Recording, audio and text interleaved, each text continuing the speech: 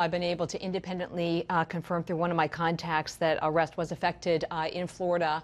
One individual described to me as a male suspect, and that the plan at that time, it's very fluid, but the plan at that time was to bring the suspect to the main FBI office in Miami. I just want to kind of reset a bit, because late yesterday we were able to confirm through two sources that based on the postal tracking and postal markings on some of the packages, that Florida had been described to us as a region of interest in the investigation.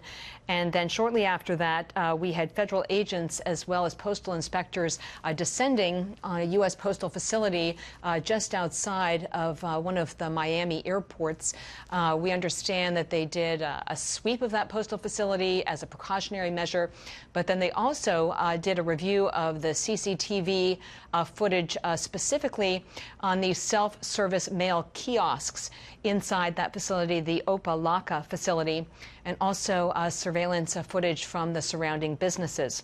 I also want to add that what we've heard consistently in the last 72 hours is that there is this wealth of forensic evidence that was allowing the investigation to move quickly and also very aggressively. We were told today that they had taken the stamps as well as the other components of the bombs to the Quantico, Virginia FBI labs, and that they were looking at these stamps to see if they were finding traces of saliva, also other DNA, and that the investigation had progressed to the point that the FBI was reaching out to retailers. They didn't tell us the part of the country, but to retailers to see if they could identify the points of sale for components of the bombs as well as the packages built. So all of this now sort of coming into focus, that the investigation was moving, as we suspected, very clearly and quickly based on this wealth of forensic evidence, and now confirmation from at least one of my contacts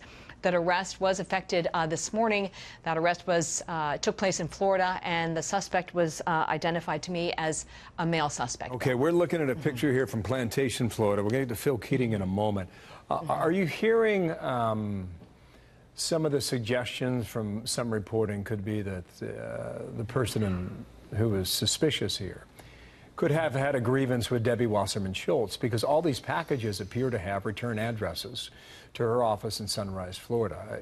Have you looked at that yet and gotten a clear answer on that, Catherine? I don't want to speculate on something that significant, other than to say that investigators have been very keyed in on the similarities in these packages. The manila envelopes, the interior bubble wrap, the excessive postage, the 6 American flag stamps that we've seen on all of the devices and the packages that have been recovered, similarities with the bomb, and then this return address to Debbie Wasserman Schultz that was misspelled.